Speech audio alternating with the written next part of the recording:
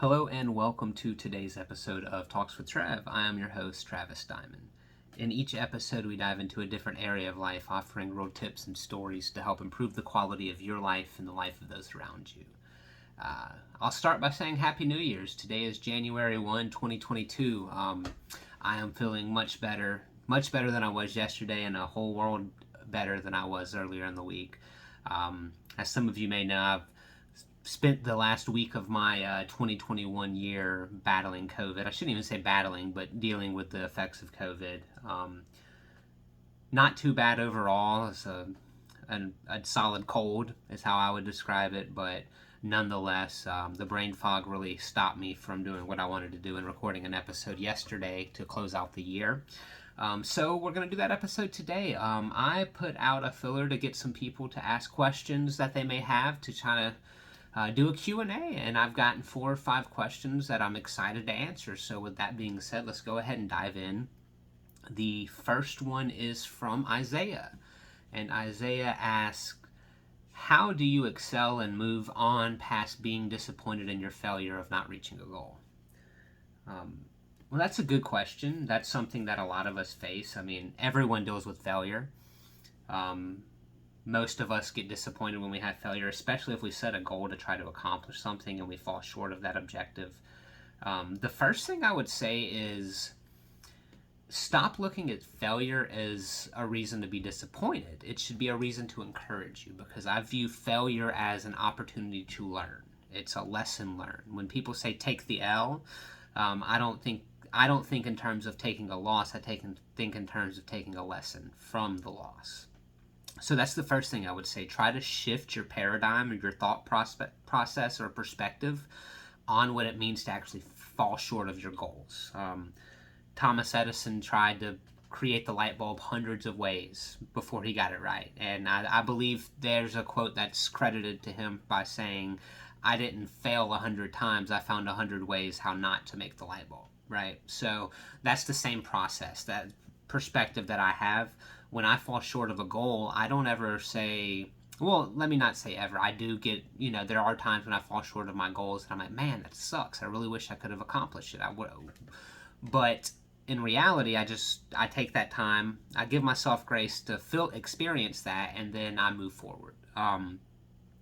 Now, the way you excel in moving on past that disappointment is you have to measure your efforts and measure your results. You have to track those things. So I'll give you a personal example. The first time I tried to run a half marathon of 13.1 miles, I fell short. I fell significantly short. In fact, I got about 8.5, 9 miles in, and I had to call my wife and ask her to come and get me because I was done. My legs were burning. I was exhausted. I couldn't do it, whatever. And I use an app to track my time, to track my cadence, to track all of those things, my elevation.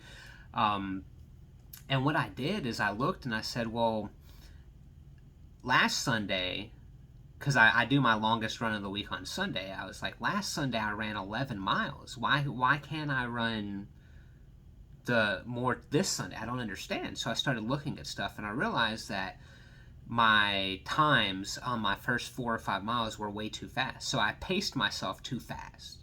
I didn't bring the proper amount of water. I ran a route that had a lot of stopping and going and a lot of quick turns that I wasn't prepared for.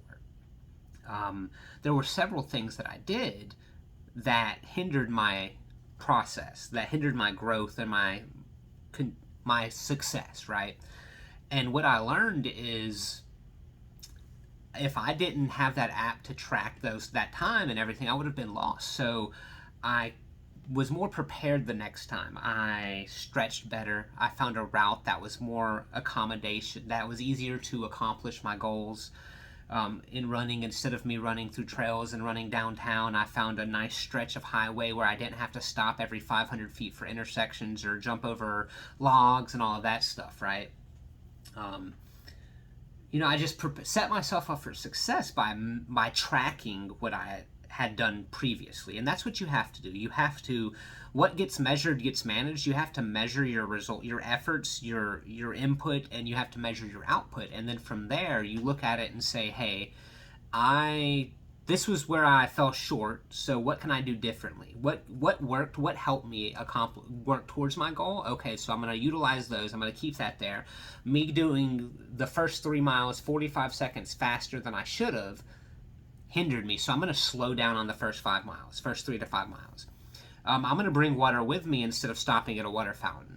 I'm going to run earlier in the day instead of waiting until the hottest time of the day. You know, I figured out what I did because I measured my actions, and I found the success the next time through doing that. So what you have to do is you measure your results, track and measure, and then when you fall short, you do exactly what I said. You find what worked, what didn't work, what you can improve upon, and you implement it. And then from there, once you go from failure to success, you do that same process, and it allows you to go from success to much greater success. So that would be my answer to that question. That's what you have to do. You have to change your perspective on what disappointment is, what failure is, and you have to measure your results and accurately track them and adjust as needed to accomplish your desired outcomes. All right, the next question is from, excuse me, sorry guys, I still have a little congestion from the COVID, but from Steven, and Steven asks, what's the difference between being grateful/humble and wanting more than you currently have? That's a really good question. I think in today's society, we have a lot of people that say you can't be grateful for what you have if you want more. And I completely disagree with that. A good way to look at that is I wake up every day and I think about what the things are that I'm grateful for, right? And I try to get real small, real simple. I say I'm thankful that I can feel the breeze blowing outside. I can hear the birds chirping. It was raining yesterday, so I would be thankful that I could go outside and experience that. There's some people that can't stand in the rain. There's some people that can't walk, that can't hear, that can't see. So I get really simple, really basic stuff that I'm thankful for, that I'm grateful for. And of course, there's other things, my good health, my family, my support, my exposure to life, all of those things as well. But being grateful for what you have is appreciating the things you do have. Being humble for what you have is understanding that not everyone else can experience your experiences or have what you have, and you're appreciating the fact that you have it. And then wanting more, the difference would be, I'm very grateful that I live in an apartment, right? I'm very grateful that I live where I live. It's a nice apartment. I have a great view, a wonderful swimming pool, a great gym, all of that good stuff. But I want my own house. I'm incredibly grateful for where I live. I'm incredibly grateful for the relationship that I have with my wife, but I want a stronger one. I'm incredibly grateful that we have Ryland in our lives, my stepson, my son, but I'm super excited that my daughter is going to be here next month. You know, so when you say you're grateful for something, that doesn't mean that you're content. I think that would be the difference. There's people who are content with where they are in their life, and there's people that are grateful for what they have, but they want more. So that's the difference. Like, people tend to say you can't, if you want more than what you have, it's not where you can't be grateful if you want more, and I disagree with that. I think that's a flawed way of thinking about things, and I try to stay away from that perspective. But also, I would say, like, in the coaching industry that I'm in, like, I struggle greatly with pricing my products and my services, because I know the information that I have has changed my life, and it's helped a lot of other people through the years, through my sharing it and through other people sharing it, right? And I give away a ton of content, but I also have to provide for myself. And then, when you think about it, I would love to have a $3,000 camera that I'm recording this on, in a nice, great podcast studio that I could have my friends come and record their podcast in if they wanted to as well. But I'm super thankful for the fact that I have the microphone in front of me and I have a cell phone capable of recording this high quality video, right? I'm super grateful for that. I don't brag about, I'm humble enough to not brag about the messages and things that I get from people thanking me and encouraging me to keep going. Like, some people, every time they get someone to compliment them, they polarize it, and I don't want to do that. I'm not here for the fame. I'm here to help people make a difference in their life. So that's what I would say. Being grateful is just appreciating what you have. Wanting more means you're not content. And there's absolutely nothing wrong with not being content, but being grateful. The next question comes from Robert. Robert says, with COVID and all these past years, what drives you to keep pushing day to day? What keeps you motivated? Have you been feeling returned with all the things that you've accomplished this year? So, backstory, Robert is a friend of mine, so he knows personally what I've done, what I've been working on, and accomplishment. That's why he asked it the way he did. But what drives me to keep going every day?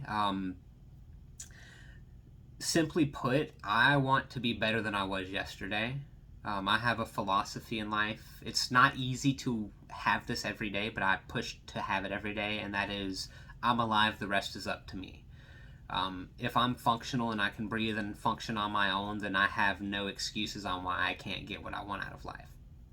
That doesn't mean it's going to happen today, So, in short, like I know I'm capable of more, and I also know what happens when I don't work hard, when I don't work towards what I want to accomplish.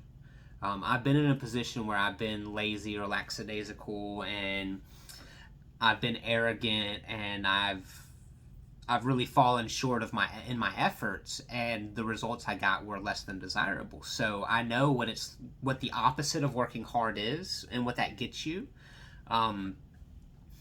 So that would be what drives me every day. The intrinsic motivation to be better than I am today, to be better than I was yesterday. Every day I push forward to be a better person than I was the day before. And then, of course, that comes from, because I have a family that cares for me. I have a 4-year-old son that I need to show what it means to be a good man. Like, he's my stepson, and his dad does a great job as a father and as a person. So I'm very fortunate that I'm not in a situation where there's the dad beat on the other side, because that's not the case. Skylar's a good dude. He's a great dad. They have an incredible relationship, and I'm very happy for them to have that. But I also want to show Rylan what it means to be a good man. I want to show him how to treat the person he loves, what it means to carry yourself a certain way. And then this doesn't mean that Skylar doesn't teach those. That just means that's what I'm trying to teach him. I have a child on the way. My child my biological child, and that's what motivated me to start running. When I found out my wife was pregnant, I was like, dude, I'm 220 pounds. I shouldn't be this heavy. I'm like 60 pounds overweight. I'm still overweight. But I'm only about 10 pounds overweight now. I've dropped 50 pounds in the last 6 or 7 months. Because I don't want my actions or inactions to be the reason that I'm not able to enjoy a long life with my child. That's what motivates me. I don't want to have to tell my child, sorry, I can't because I've got to go to work. I can't do this because I've got to do that. Because I didn't make the right decisions earlier in my life, I have to suffer the consequences now, and you do as well in your life. That's what kind of motivates me. And then honestly, like, my wife, she's my number one motivation. She pushes me and encourages me. Like, she's not demanding, but she's incredibly supportive, and she believes in me, and her confidence in me bleeds through to me, and it helps me push through those times in which I typically wouldn't. So that's what I would say every day, as a constant reminder with my wife, and that we're capable of so much more, because we both came from a place where we didn't have much, and now we're in a different position, and that just means that we can get more and more out of life. And then, have you been feeling returned with all the things you've accomplished this year? I'm not quite sure what you mean by that question. I have accomplished several really big things in my life this year. I started a business, started a podcast. Excuse me. I got out of an incredibly toxic workplace. I've recovered my mental well-being. I've done a lot of those things. I feel like the version of Travis that existed at the beginning of this year is no longer here. So I'm a much better person in almost every aspect now than I was at the start of the last year of 2021. So yeah, I think the accomplishments have been a big factor in that, but the journey I had to go on to be in a position to achieve those accomplishments is what put me at that next level. Um, the next question comes from Morgan, my wife. What advice would you give to someone who is in a slump and is trying to get back into a routine of things? Those first steps out of a dark place are usually the hardest, and that is very true. That's a great question. That is something that I've dealt with a lot this year, and she's actually been an incredibly strong rock for me to help me get out of those places. I deal with situational depression, and everything will be good, and then out of nowhere, for no logical reason whatsoever, I just hit a very dark spot. And that can last for a few hours or a few weeks. There's no rhyme or reason to it. I just battle through it, and she does a great job of helping me get out of those slumps. So what I would say to that is, if you don't have someone that you can rely on, I'm very fortunate to have someone, but if you don't have someone that you can rely on, and you know you're in the slump and you're in a position to where you know the steps you need to take to get out of it, write them down and pick the easiest, simplest step first and take it, because you want to build that momentum. Take bite-sized steps, very small steps. The journey of 1,000 miles begins with the first step. So you just have to get up enough energy and momentum to move that first foot forward, and then the next foot will follow. And then you can just go, and then the first mile's done, and then you're getting out of that rut. That's what I would say, is just figure out a way to reduce the number of things you need to do into small bite-sized steps, and then take the easiest frictionless steps that can allow you to get that momentum going. The things you know you can do. If, like, let's say you've been working out but you recently stopped, maybe not go back and try to do a full-on leg day. Maybe just go for a nice walk and do some good stretches or something. If it's like for me, when I'm in a dark spot, I have to go to my journal. I have to do gratitude. I have to do meditation. But I don't want to do any of it when I'm there. So what I'll do is I'll force myself to write 5 things I'm grateful for. And then I'll do a 30-second or a 1-minute breathing practice. Just something really quick. And over time, that helps me get out of that. And then if you do have someone that can help you, support you and things like that, go and talk to them. Get their advice, get their guidance. Let them help you. Let them lead you out of the rut. So, like, if you have a significant other who knows what you go through and experience these things, and they say, hey, I see this, maybe we need to go outside. Like, that's a big one. Like, if I see my wife's having a rough day, I'll just say, hey, let's go for a walk. Let's go to a park. Just get her outside. And she does the same for me. Let's go do this.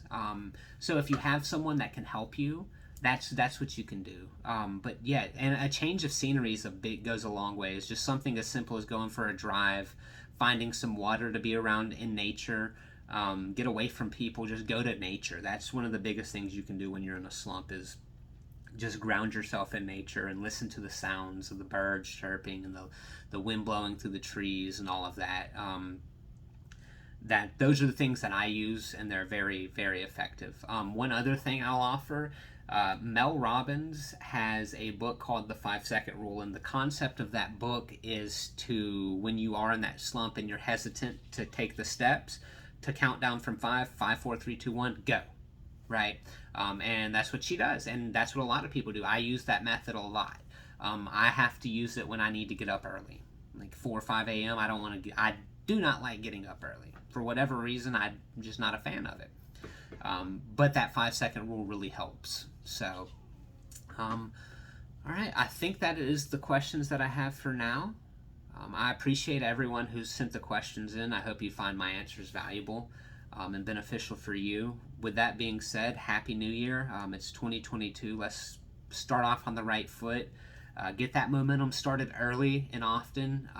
Remember, you can do whatever you set your mind to doing. As long as you put in the actions every day consistently to accomplish your goals, you will eventually accomplish them. As always, I thank you for listening. It's very much appreciated you giving me your time. We'll see y'all next time. Y'all take care.